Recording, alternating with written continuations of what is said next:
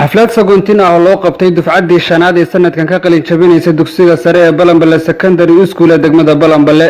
waxaa xafladda ka soo qayb galay si ay ula qaybsadaan farxadda ardayda qalin jabinaysa mas'uuliyiinta degmada oo horkacayo gudoomiyaha degmada Balanbale mudane Jaamac Xayle madaxa waxbarashada degmada mudane Cabdisalaan Maxamed Aar macallimiin ka socota jaamacadda iyo mudanayaal kale sidoo kale xafladda waxaa ka soo qayb galay si ay farxadda ula qaybsadaan ardayda macallimiinta ka howlgala iskuulada magaalada ku yaala waalidiinta iyo sidoo kale ardayda wax ka barata dugsiyada magaalada waxaa ugu horeyntii xafladda ka hadlay maamulaha iskuulka Balanbale Secondary School Cali Daahir Cawaale wuxuuna ardayda kula dardaarmay inay dadaalkooda waxbarasho sii wataan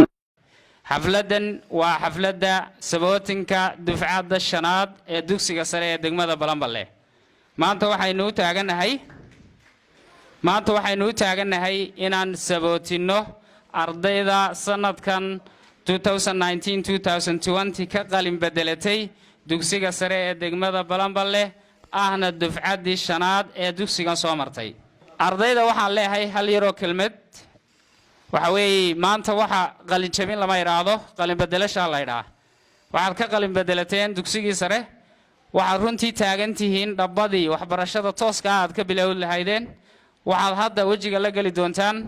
qaybtii ugu adkayd mustaqbalkiina raadayn lahayd ee aad bulshadan la rabay inaad ku anfacdaan waxaan mar walba idinku baraarujinayaa anigoo ku kalsoon kuna qanacsan waxaan runtii idinku bogaadinayaa idinkuna adkaynayaa inaad waxbarashadiinaasi insha Allah u dhawaar adeegtaan oo aad dhamaysataan qaar ka mid ah ardayda qalin jabinaysa sanadkan ayaa xafladda ku soo bandhigay barnaamijyo ka turjumaya muhiimadda ay waxbarashadu leedahay iyo qiimaha macalinka waxayna halkaas ka soo jeediyeen khudbado isugu jira Ingiliish Carabi iyo sidoo kale gabay ku baxay afkeena hooyo halabuurka maasada iskaga hawoonay diraaca wiiba baan u leeyahay waana iyagu qolso kuma geystaa war qolo kuma ujuume waa wiil dadweyne dareenkayga ibishiyo maaliyaha isku naalmeed ku taabaan haddoo kale tan sumadan hareyn iyo hayb baan u yeelay iga hooyo maasada dadkan idin hordhoobani waa hanad walaalka iyo hodan walaasha oo libin haleelo hal group samaysto bulshaaga la magac baxay waana wada dooro halka caawa joogtaan iyaga horseedo soo hageeyo agaasimiye hawsha halaalacan ka soo baxay halna waan ka sheegay horta waa halyeeyada kuwa baysan qalinko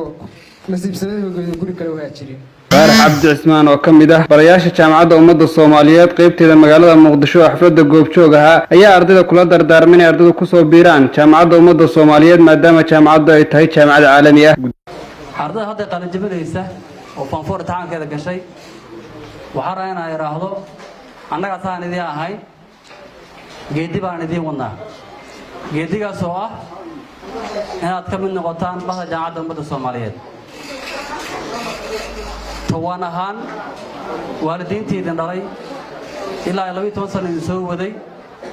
ويعاوننا يساوي وجامعات فرية تقعد أهانا وجامعات دولة الصومالية إلى هيد وجامعات كلية والدولة ولاده هاي هذا نقطة مقع هذا نقطة منصب هذا نقطة قوسي لنا حكسة وجامعات أو شرفته يمقع دير gudahaan dalka Soomaaliyeed gudoomiyaha degmada Balanbale Jaamac Xayle iyo madaxa waxbarashada ayaa iyaguna dhankooda xafladda kala hadlay waxayna kula dardaarmeen ardayda inay waxbarashada sii wataan waxaan idin kula dardaarmayaa muddo soo wadeen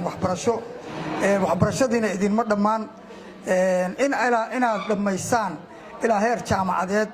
oo aad naftiina iyo naftii waalidka idinku soo tabcay iyo nafta dadweynaha aad ku anfacdaan runtii qofku marka uu waxbarto naftiisu anfacaya nafta waalidkii waa anfacaya nafta ummadda uu la nool yahay waa anfacaya ilaahay waxaan ka baryayaa oo ilaahay ka rajaynaynaa insha Allah ta'ala kaalimaha Soomaalida ugu muhiimsan maanta imtixaankiinu inuu ka mid noqdo oo aad badashaan jawgii iyo marxaladii aan hore ugu jirnay walow dugsiga sare ee Balanbale xaqiiqan uu ahaa sanadkii hadda ugu dambeeyay wuxuu haystay markiska ah iskuulka aan qofna ka dhicin 80 iyo abaf iyo 90 iyo abaf loo dhaxeeyo markaskaas ku baafsay markii aan isugu tagnay Dhuusamareeb